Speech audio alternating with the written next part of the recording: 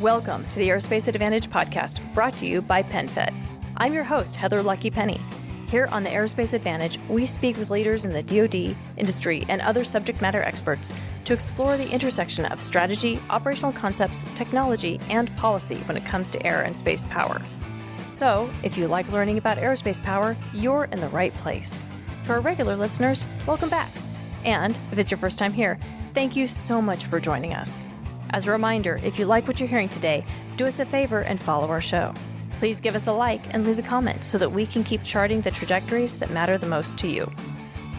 So this week, it's time for the Rendezvous, our monthly installment where the Mitchell team digs into the stories that you've seen in the headlines over the last month. And so with that, General Zeptula, it's great to have you back. Hey, it's good to be here, Heather. And we've also got Jeff Rollison, one of our Washington experts. Raleigh. Thanks for having me. Todd Sledge-Harmer. Great to be back. Anthony Laser-Lazarski. Also great to be back. Hope everybody had a great summer.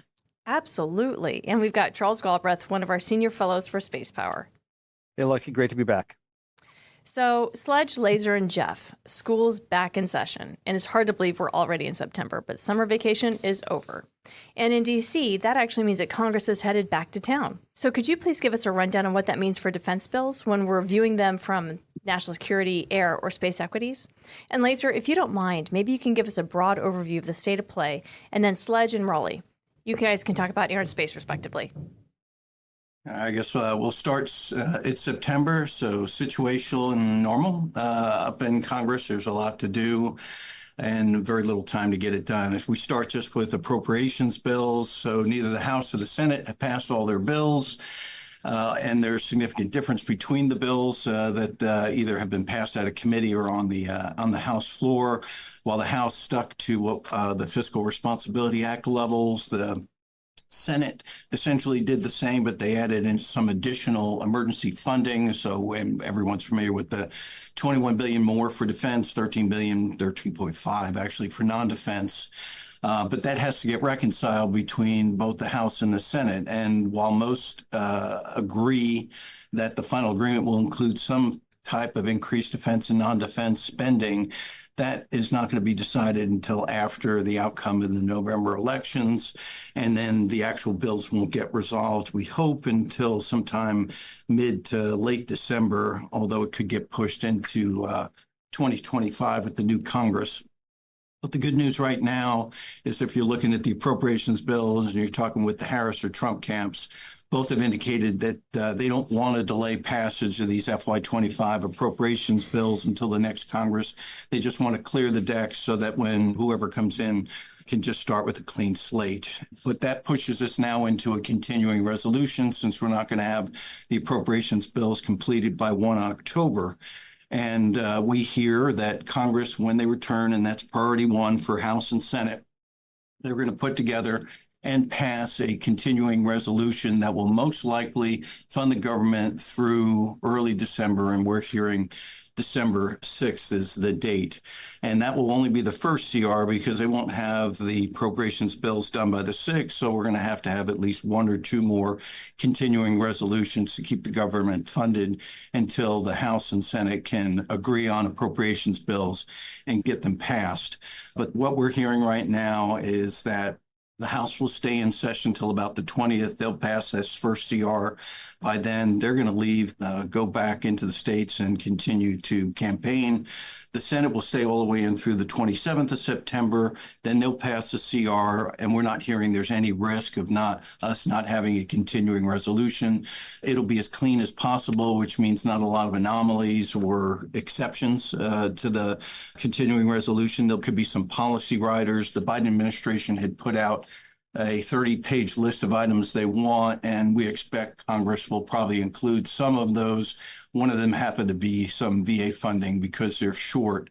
So again, Congress is going to push on, kick the can down after the elections for the appropriations, and they'll have a CR to go do that. From the authorization bill, we have a House that has already passed their bill, and they're waiting on the Senate. The Senate will go ahead and continue to try to build a package of cleared amendments but they do not expect that bill to come to the floor in September. Again, the priority is going to be on a continuing resolution, and the Senate also wants to confirm some additional nominees from the Biden administration. But what they will have is and right now it's probably less than 50, but they'd like to try to get up toward 100 amendments into a cleared package so that they can go and take those amendments and conference it with the House. The plan is to go ahead and conference between the House and Senate authorization bills in September, October, and they want to have it ready to go after the election, and most likely it will be considered on House and Senate floors sometime in December, with the intent of passing it before the end of the calendar year. And why is that important? Because there's certain authorities that are in the authorization bill that are calendar year authorities. One of them happened to be special pay and bonuses and a few other key things. That also throws us now to the end of the year, and we hit this debt ceiling, which Congress also has to work through, because on June 2023, Congress suspended our debt ceiling limit till January 2025. And if Congress doesn't raise that limit or further suspend it by midnight 1 January, then the Treasury Department's got to start taking extraordinary measures to keep funding the government, which then directly impacts national security. And the only thing that I'll just add at the end is for everyone to watch and I think everybody knows McCord, comptroller, he said if conflicts in Ukraine and Israel continue, that DOD will likely request another supplemental funding bill to cover those, and that will open a can of worms. But I think that will all fit into what we see for the appropriations bills when we see increased defense spending, and I think that'll all get lumped together. Another CR. Look, folks, CRs are good for nobody. It's time that we just finally do a budget on time so that the defense industry and the department has the resources it needs to execute the plans appropriately. CRs are good for nobody. So, Sledge and Raleigh, I'd like to hear what your take is on this, how it's going to impact the Air and Space Forces. Yeah, before we do that, I'm going to be the dissenting voice here. I don't think we're out of the woods on the CR yet. I know that Speaker Johnson's under incredible pressure to include the SAVES Act, and that's the Saving American Voters Act. So it has to do with making sure that only American citizens are voting in the election. And if the Speaker does include that in the CR, all bets are off. I mean, I don't see it passing in the Senate, but there is a pathway, on a growingly more likely pathway to a government shutdown on the 1st of October. I hope not. I mean, as devastating as CRs are, government shutdowns are even worse. But they are. I think in previous podcasts, we've kind of plowed over what the big ticket items are in both the Authorization and the Appropriations Act for the Air Force. I mean, Congress loves to add F-35s. They did again this year. They're not going to allow the retirement of the F-22s. There's a lot of things on the margins there. But I think the big takeaway as this moves forward in FY25, RDT&E in the Air Force is robustly funded. So we're able to plant our seed corn for the future. Procurement, not quite where we would like it to be. I mean, at some point, you've got to stop admiring the science projects and you've got to start buying things. But the one that always worries me is the readiness. So the sustainment, the operations and maintenance accounts are once again the bill payers for the procurement and the RDT&E. So we continue in this spiral downward on readiness, and I don't see FY25 pulling us out of that. Yeah, because especially with the legacy iron that we've got, the WSS accounts, the weapon system sustainment accounts, are just continuing to grow and edge out anything else we can do within readiness. Raleigh, over to you for Space Force. Like Sledge and Laser said, the process is going to work itself out over the next couple of months, but it's clear there are some pretty significant disconnects between the House appropriators and the Senate guys, and particularly on resilient GPS. The House denied a realignment request of about $77 million for the RGPS effort, and expressed several concerns, including perceptions of proliferated resilience, lack of focus on a ground segment, and a lack of consideration in the budget process from the last year where they could have put it in.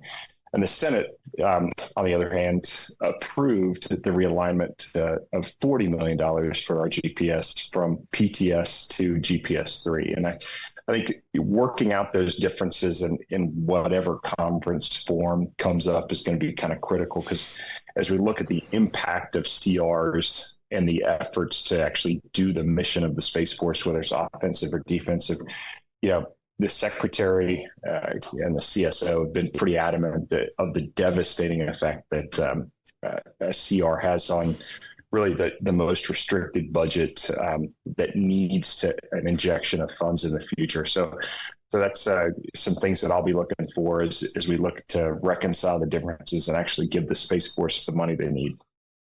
So, Charles, I'd love to hear your perspective on that, as well as recent news that the Secretary of the Air Force, Department of the Air Force, Frank Kendall, made when he highlighted the Space Force's need for a significant injection of additive money. And this is not new for our Mitchell listeners, but the Space Force needs to have additional budget to meet the mission demand and architecture refresh that it's pursuing. And this, I think, is pretty related. What are your thoughts on that?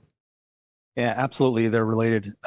As Raleigh said, we're talking about potential CR or shutdown for the budget here in 25. But what we need to remember for the 25 budget, even if it was approved, was that it's only around $30 billion for the Space Force, when in fact they probably need to have a budget that's 2 to 3 times larger than that to accomplish the sets of missions that they have. So not only is the Space Force continuing to deliver the types of capabilities, missile warning, communications, position, navigation, and timing, weather, et cetera, space domain awareness that they've always done, now they're being asked to make their architecture more defensible, which is, of course, a just effort.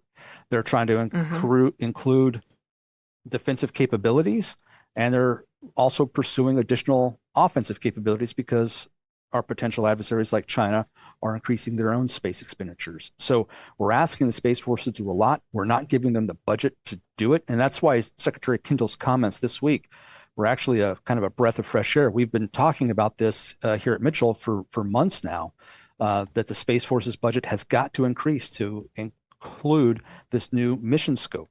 And so it's really comforting to hear the Secretary of the Air Force, who has responsibility for both the Air Force and the Space Force, to actually come out and say, we need more money for the Space Force. I think this was particularly telling as well. He said the budget is going to need to double or triple over time and be able to fund the things that we're actually going to need to have. Somebody's going to have to make some decisions about whether to give us a bigger budget overall for this or to do some internal trades. And I think what he means by internal trades is within the Department of Defense, there's a lot of money out there.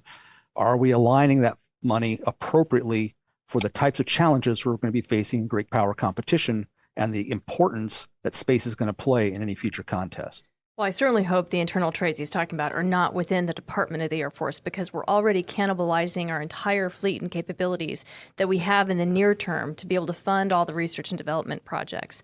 And, we've already talked a lot about that on this particular podcast, but we definitely need to ensure that the Space Force is appropriately funded, and that means more money, period, dot. Yeah, Heather. And I think the way Secretary Kendall phrased this, he said somebody needs to make decisions. He wasn't saying I need to make a decision as opposed, within DAF dollars, but somebody. To me, that means Department of Defense wide.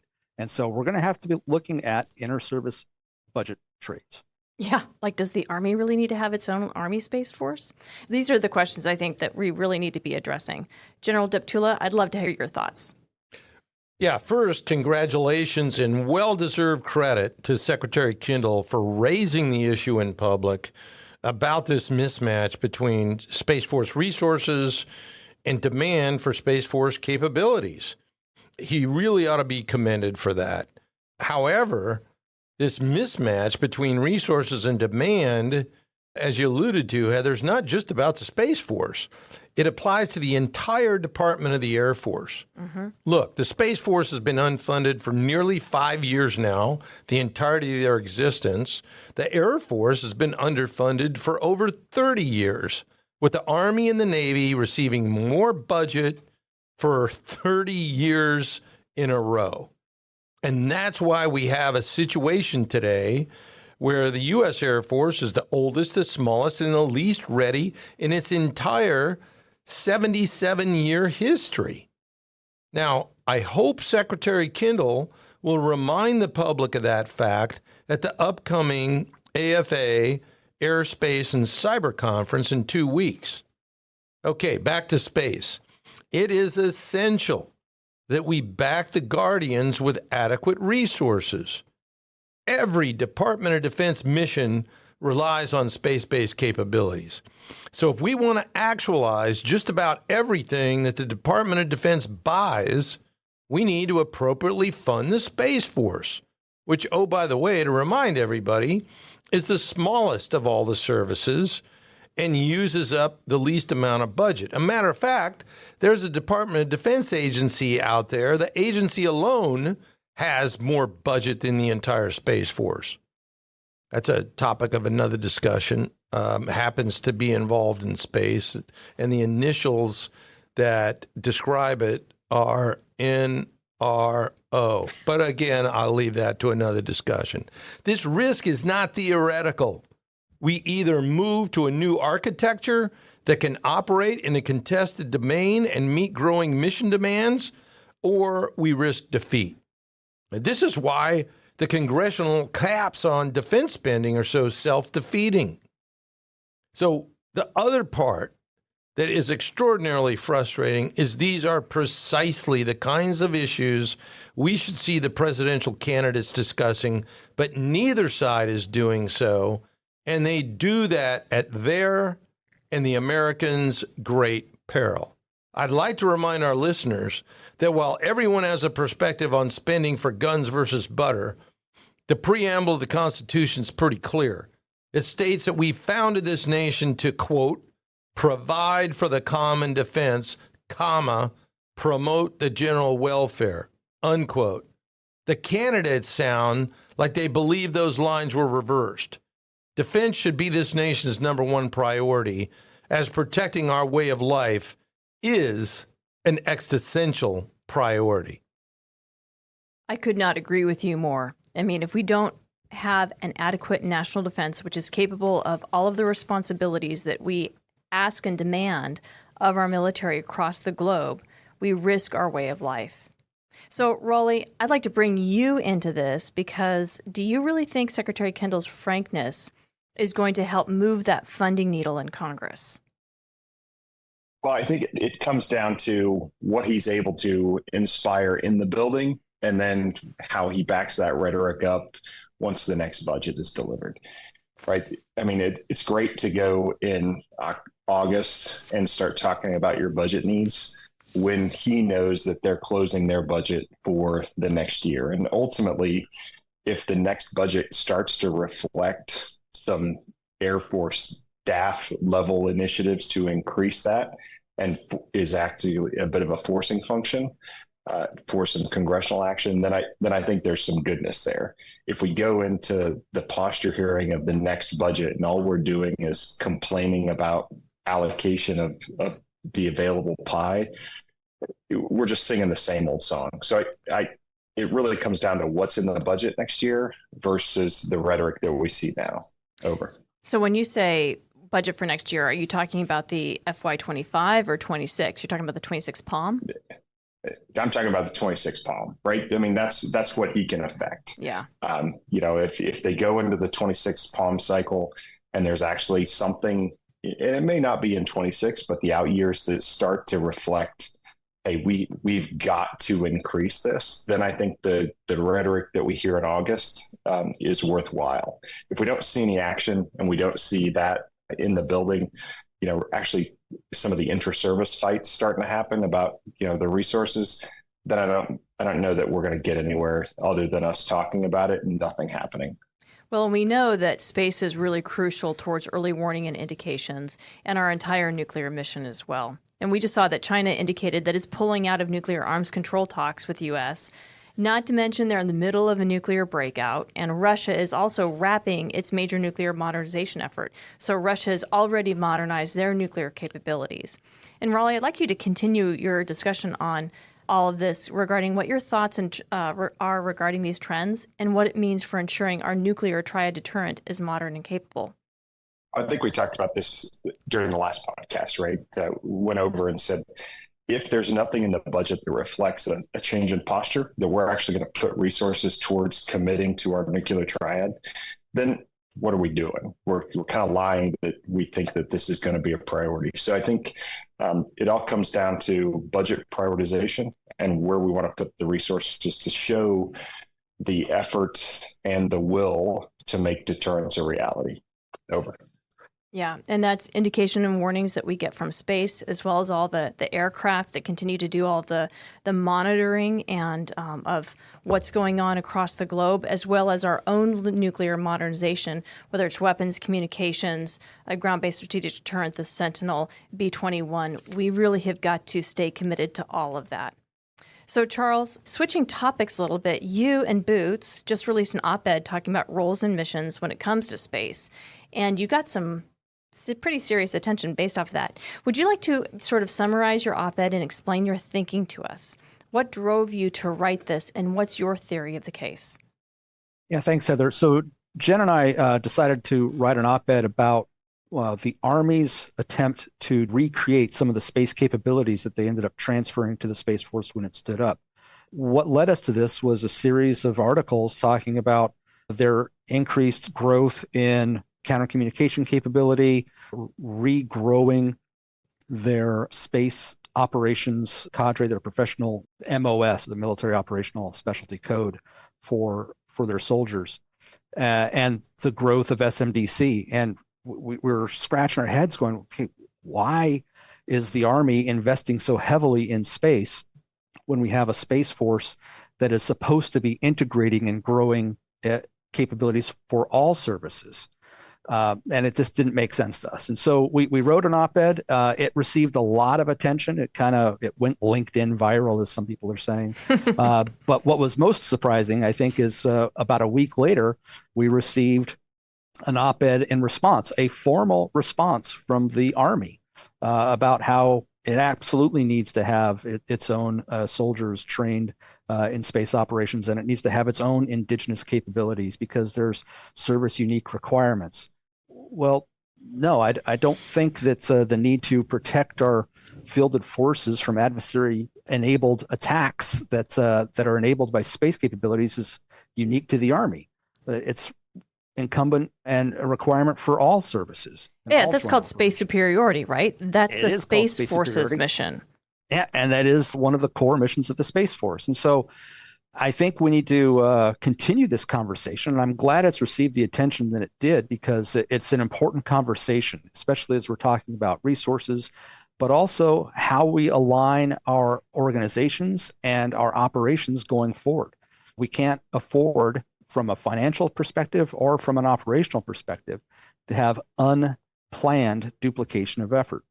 And I think that there's a role for the Army and the Navy and the Marine Corps and the Air Force in space. And I think there's a lot of great cooperation that has occurred and needs to continue. But we need to make sure that we're going into all of these plans with our eyes wide open and make sure that if there is a duplication, it's intentional, because it's so important that capability be delivered. And there's a process, right, with joint requirements that have to be validated by the Joint Requirements Oversight Council, with capabilities that then have to be evaluated, whether material or non-material solutions are possible, a Space Acquisition Council to determine what's going to be built and by whom. All of those things need to go through the process before we let services develop their own capabilities. And then once they're fielded, of course, those all have to be integrated operationally through U.S. Space Command. So there's a lot of things that need to occur. And the conversation that we started with this op-ed, I think, is overdue, but it's not too late for us to sort of right the ship, if you will, among all of the services and make sure that we're approaching the space capabilities that we all vitally need in the appropriate way. Manage your money on your time with 24/7 digital banking on the PenFed mobile app. Easily make payments, transfer funds, and deposit checks through mobile deposit. That's music to my ears. Learn more at penfed.org. Federally insured by NCOA. Well, it sounds like what you're describing is basically a roles and missions. And there's a reason why we have a Space Force. And space operations and space superiority are core elements to that. And so it's not about the JSIDS process and should the Army have space. We have a Space Force. It's about developing the appropriate doctrine and TTPs to ensure that everybody across the department has access to the capabilities that Space Force provides. General Deptula, I know you've got feelings on this. You think? I've been fighting some of these battles for over 40 years now. And unfortunately, we've got a situation, we've got an extraordinarily tight budget environment.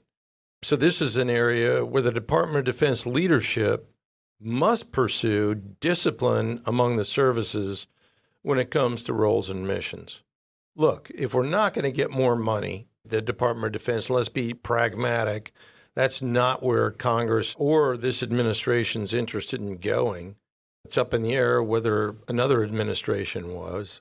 The fact of the matter is we need to optimize what each of the services contribute to joint warfare. Each of the services have critical tasks to perform without which joint force operations simply cannot succeed. So we can't afford the inefficiency that organic solutions provide, as that robs resources from higher priority initiatives and leaves combatant commanders short when they need a function provided by a particular service component. Unfortunately, the Army is trying to acquire all the elements of force and support to fight on their own by pursuing their own space-based communications constellation, their own deep attack ballistic missiles, their own theater-wide airborne ISR aircraft, and the height of the absurd, developing and building their own, quote, all-domain task forces. That's a function of combatant commanders, not the Army. The essence of jointness is that the services don't fight. Newsflash. They organize, train, and equip components to provide unique domain-centric capabilities to a combatant commander who does do the fighting. Now look, the Army will always be relevant.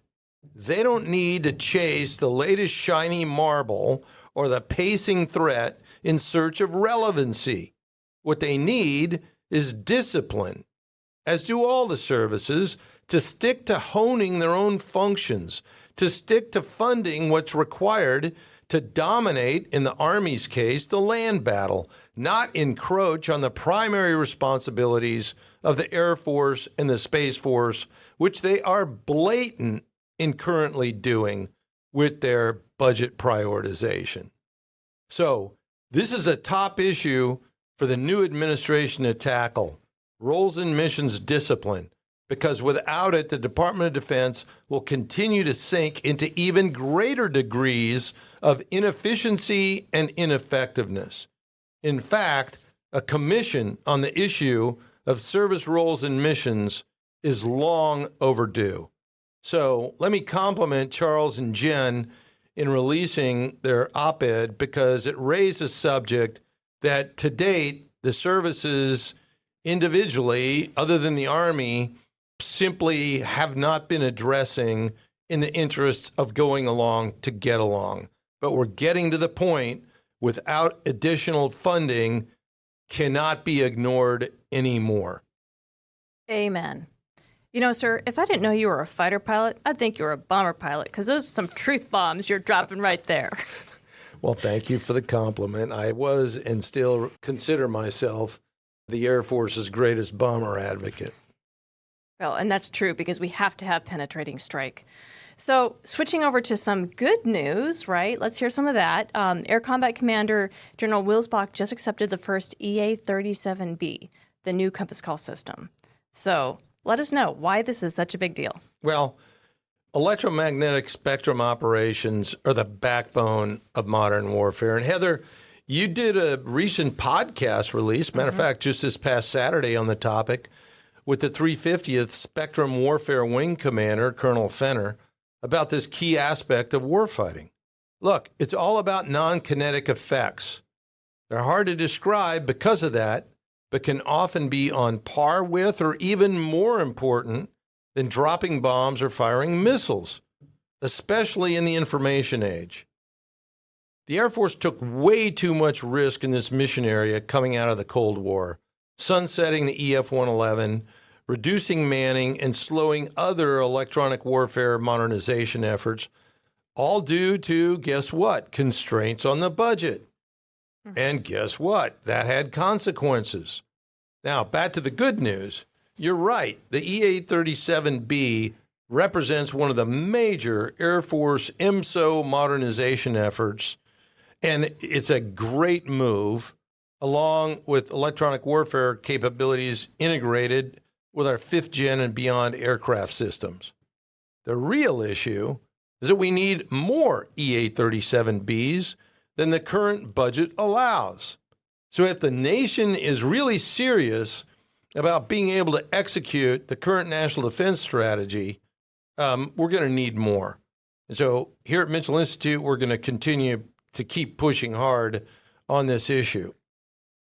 Yeah, I mean, EMSO is really a crucial component. The non-kinetics plus the kinetics is the only way that we're going to have the ability to prevail in the future warfare.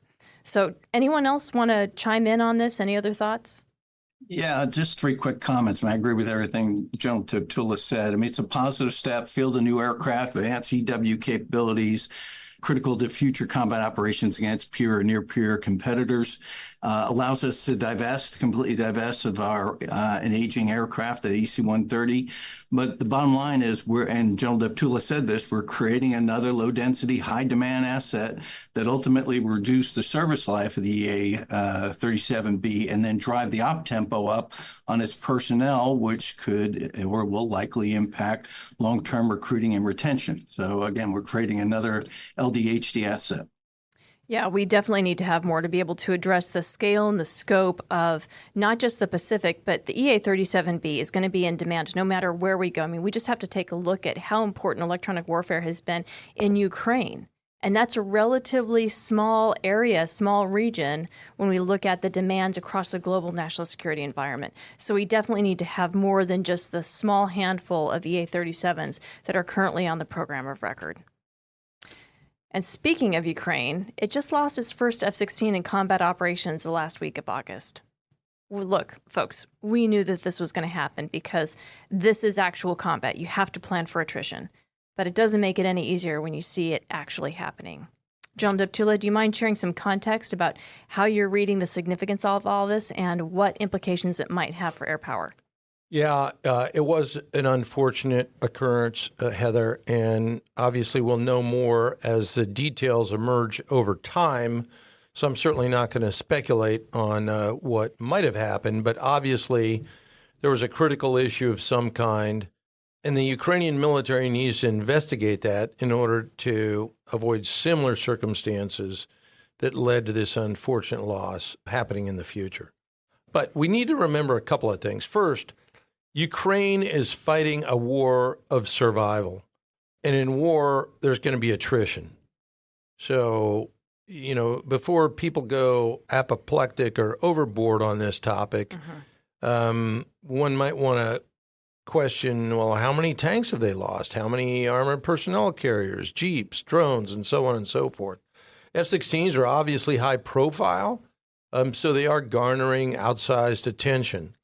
But it would be unrealistic to think, and no one ever took the position, at least over here, that they'd be able to operate without any losses, whether shot down or through an unfortunate accident. Second, given that reality, the West ought to be providing Ukraine with more F-16s and training more of their personnel. The trickle of aircraft and pilots that presently exists, and that was the result of the U.S. slow-rolling Ukrainian Air Force needs, is simply undercutting them. Decisive power demands ample capacity. Third, the F-16s Ukraine are operating were built during the Cold War. They are nearly 40 years old, and while some of them have upgrades, we've held back a lot of modern capability. So the U.S. government needs to reevaluate that fact and provide better self-protection systems, especially electronic warfare. It's not about what will happen if we do this. It's about what will happen if we do not. Putin securing his objectives in this war will be extraordinarily detrimental to U.S. security interests and must not be allowed to happen. The next administration has got to reverse the self-deterring actions of the current administration that have hurt the Ukrainians while playing into Russia's hands. Finally, we must continue to support Ukraine. They need the capabilities F-16s, as well as coherent training and strategy to employ them, can provide. So we need to get on with it. So while some of the lessons learned from Ukraine are not immediately applicable to our U.S. forces, this one about having the necessary strategic reserve, the strategic depth that an attrition reserve provides you, is key to that. And as we're deliberately shrinking the United States Air Force to invest in research and development, so R&D, funding that will go to capabilities that our forces aren't going to see fielded for perhaps a decade or longer, we have to be thinking about the hedge force that we need. And also, what you said, sir, about electronic warfare gets back to the EA-37B. Being able to layer effects, the non-kinetic electronic attack effects and capabilities of that aircraft with our other kinetic capabilities is crucial. And this is something that they could use as well. All spot on. So, Laser and Sledge, I'd like to hear your thoughts on how this is playing out on the Hill. How has the loss of this F-16 impacted how folks are thinking about continuing their support? Yeah, the loss of Lieutenant Colonel Moonfish Mez and the 16 he was flying doesn't change the debate in Congress about supporting Ukraine, but I don't see any near-term impact on the continued congressional support. Supporters acknowledge, like you said, and General Deptula said, pilots and aircraft are lost in combat. And some of them already called for increased training capabilities in aircraft. However, Congress does want to understand why or how they lost the F-16 and then how to prevent or mitigate the risk of it happening again. Now, those opposed, and they're still out there, are going to question or are questioning the ability of the Ukrainian Air Force to employ their F-16s, the combat effectiveness of F-16s against Russian forces, and of course, the cost of supplying F-16 to Ukraine.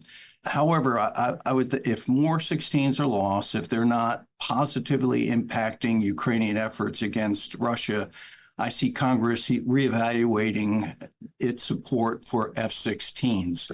So it's important, again, for the Ukrainians to give Congress the information on what's going on. And again, even with the loss, they were very positive, from what I've read. I don't have all the briefings, but there's been a positive impact of the F-16s on the effort.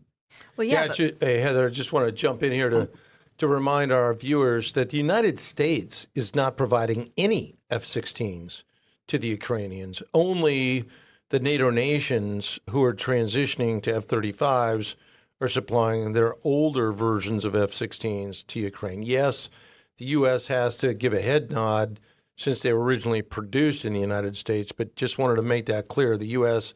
is not providing any F-16s to the Ukrainians. Yeah, it's that end-use approval authority.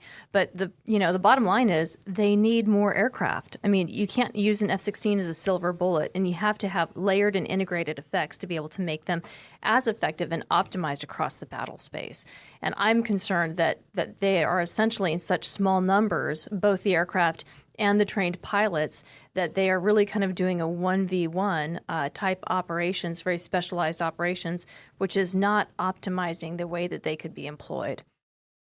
Yeah, I agree with what Laser said there. I think the positions are set on Capitol Hill. The loss of an F-16 will probably not affect the balance. I think a bigger impact is the current Ukrainian offensive in Kursk. Although that's only going to be temporary. And, I really think that the Russians are letting the Ukrainians run wild. They're going to continue their donuts offensive. And once they've established their objectives there, they'll probably turn back toward Kursk and try to push the Ukrainians out. But, we've talked a lot about attrition warfare here.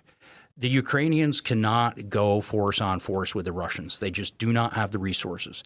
They need to fight an asymmetric war, and air power is that asymmetric advantage that they need, and we need to provide them with the resources necessary to be able to fight effectively and efficiently, and that starts with establishing air superiority.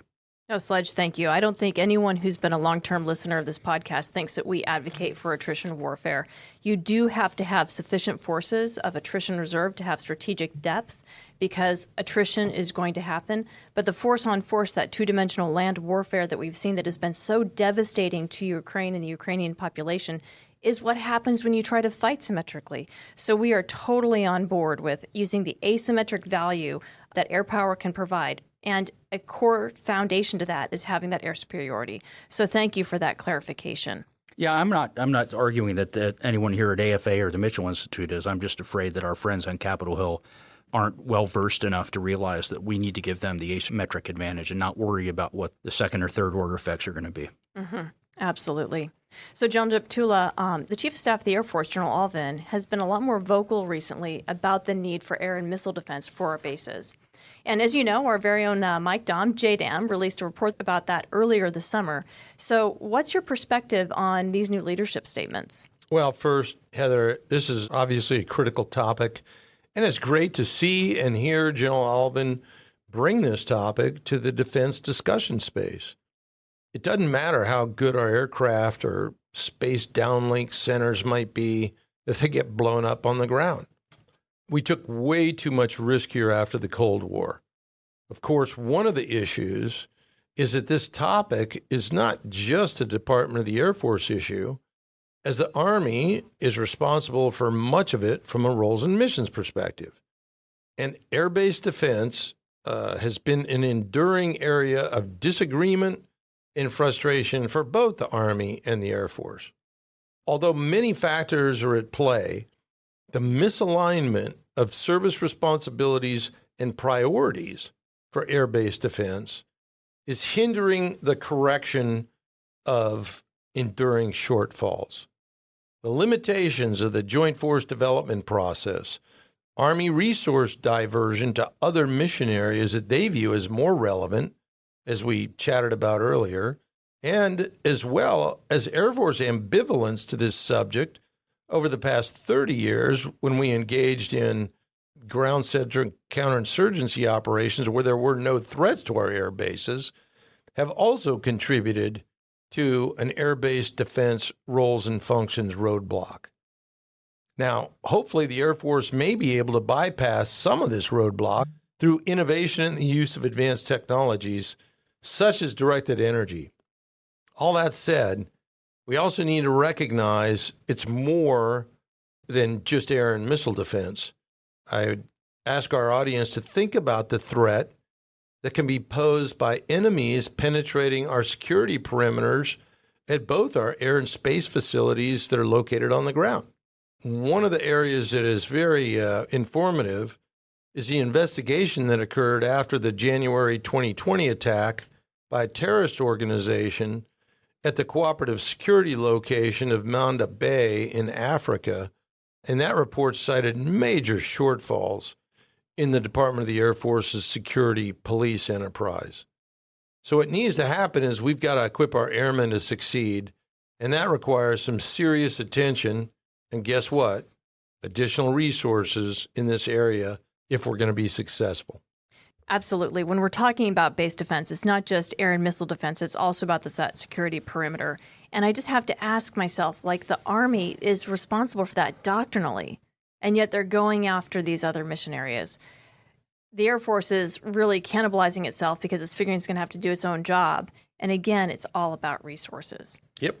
So, Sledge and Laser, again, how do we get Congress to pay attention to this?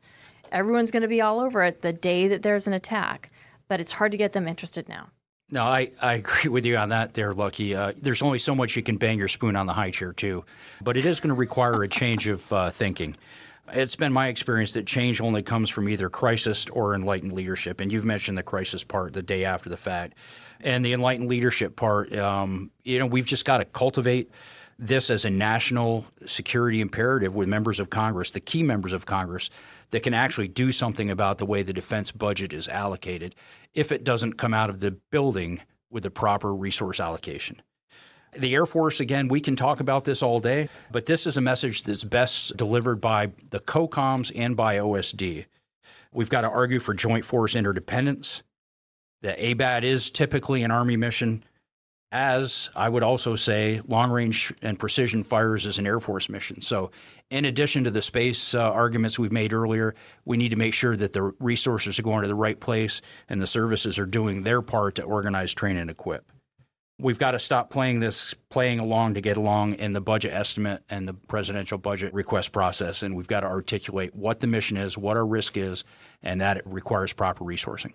Thank you for bringing up the long-range precision fires, because again, like the space mission, that's an area that the Army is moving into where it just simply does not make sense. And I'd like to point all of our readers towards Mark Gunzinger's report on affordable mass. He does an incredible job of doing the analytics that explain why penetrating strike using air power is not only more affordable, but it's more enduring given the scale and scope of what we need to be able to do. Laser, do you have any more thoughts on this?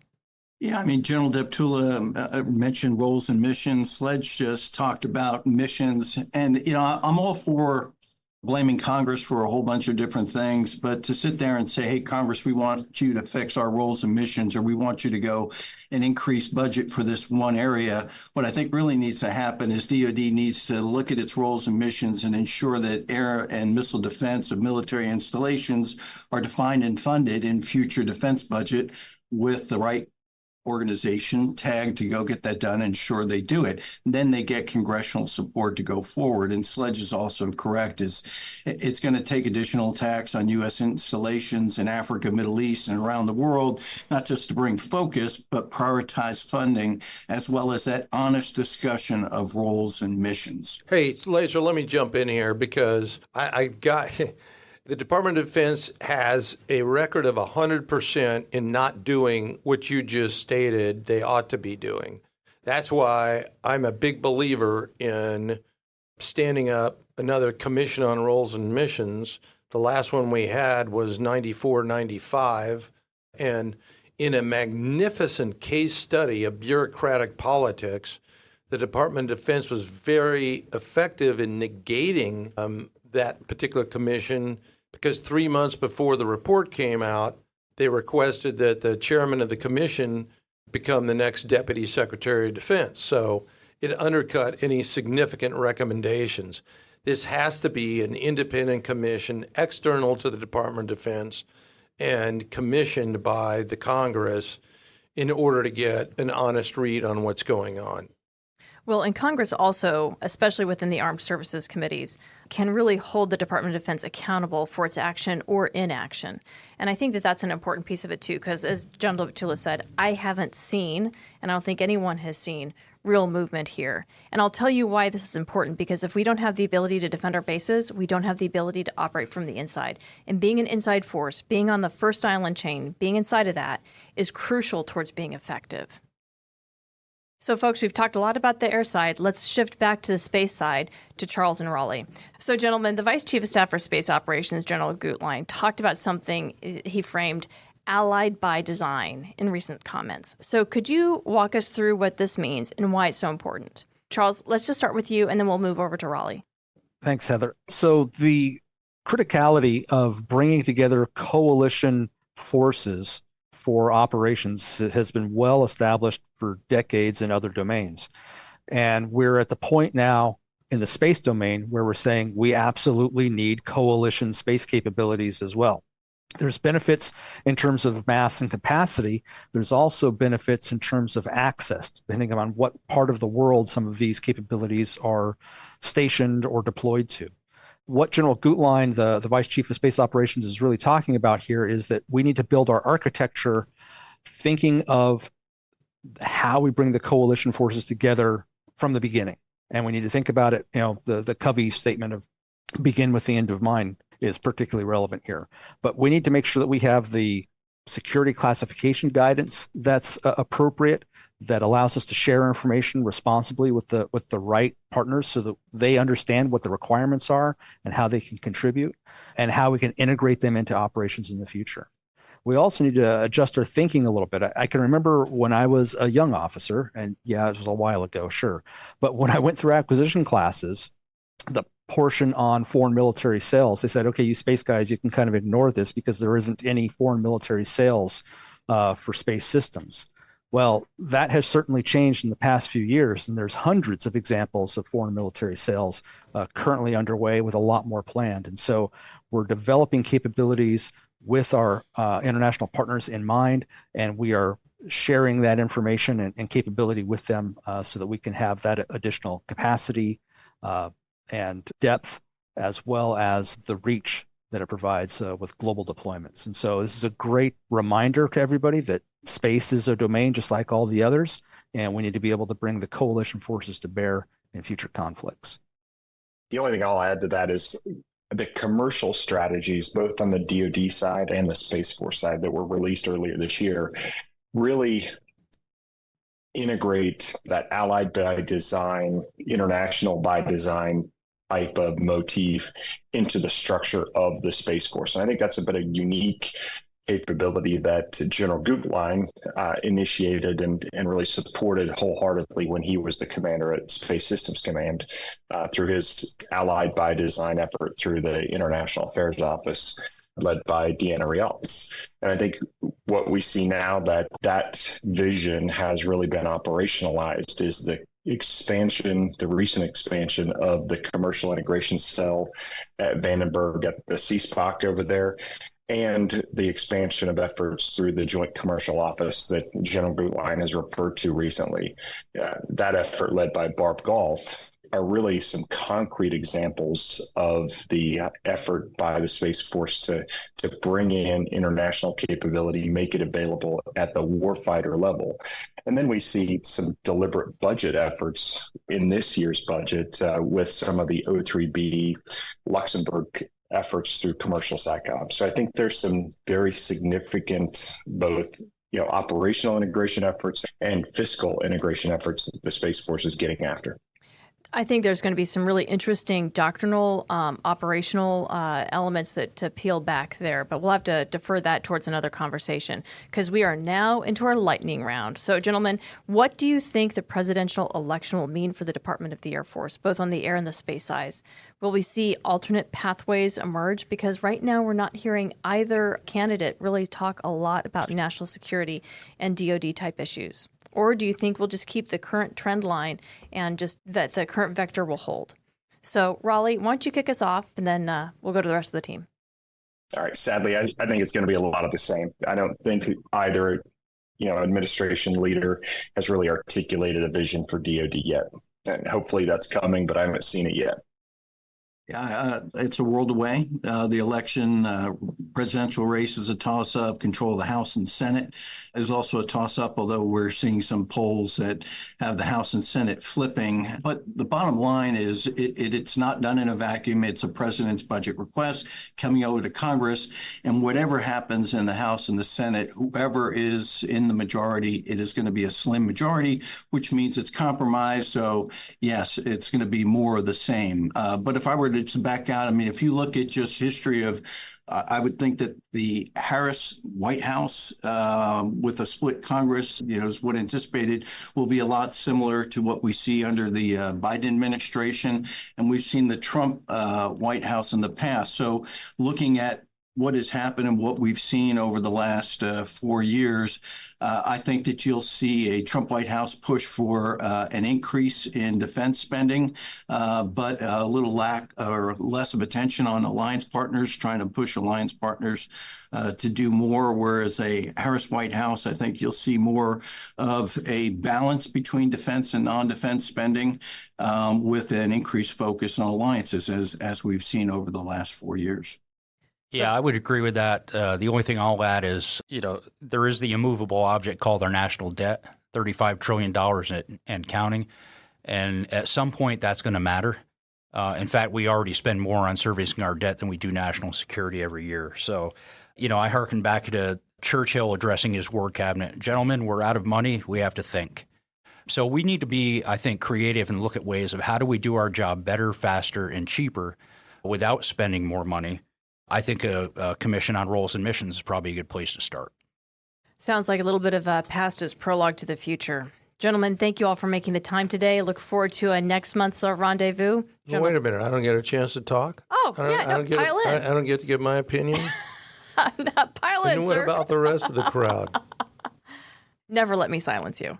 Yeah. Unfortunately, I tend to concur that what we're going to see is more of the same, and that bodes ill for the population of the United States of America, because we are facing as a nation a greater set of threats than we've ever faced in our nation's history. Think about that and let it sink in. People say since World War II. Well, if it's since World War II, that since all the way back to the birth of our nation. And so while tend to be a glass half full kind of guy, I think it's going to take a defeat before it wakes up the American public and the leadership, because none of these issues that we've been discussing, defense writ large, is not even in the top 10 talking points of either one of the presidential candidates. And that's extraordinarily unfortunate in this extraordinarily dangerous time that harkens back, if you want to look at analogies, to 1938, 1939 timeframe. And so what's going to happen in 2027 when China moves on Taiwan? What is the response of the United States going to be? If we continue our decline in military capability, there's not going to be a lot that we're able to do about it. So I hate to be a Debbie Downer, but more of the same is what I see coming, because most of these issues that we discussed today, neither one of the presidential candidates could have a candid, honest, or informed discussion on by themselves. Well, on that point, Charles, is there anything else you wanted to add? You know, with all respect, General Deptula, I'm worried about China moving against Taiwan, but I'm also more worried about China supplanting the United States as a world leader if we're silent on issues and if we are unable to exert the sort of global leadership with our allies and partners that we have in the past and that we should in the future. And so I'm not willing to say that this is an existential crisis for the United States yet, but what we're risking here by not funding our Department of Defense appropriately is losing our place in the global structure of things. Well, hey, Charles, why would you think I'd object to any of that? I fully concur. I mean, just look at what's happening around the world. Look at what's happening in the Middle East. It's not that I think you object, sir. I just think the example of Taiwan undersells the severity of the situation to the United States populace. Yeah, no, that's a wonderful point. I mean, it's not, I just threw that out there because it popped into my cranium. But hey, look at what's going on with Ukraine and Russia. Look what's going on in the Middle East.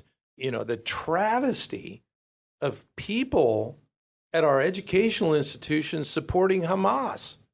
That is despicable. And it also speaks to the condition of our education system, which, again, is a subject not necessarily for this podcast, but it harkens to the significant seriousness of the situation, as you rightfully bring up.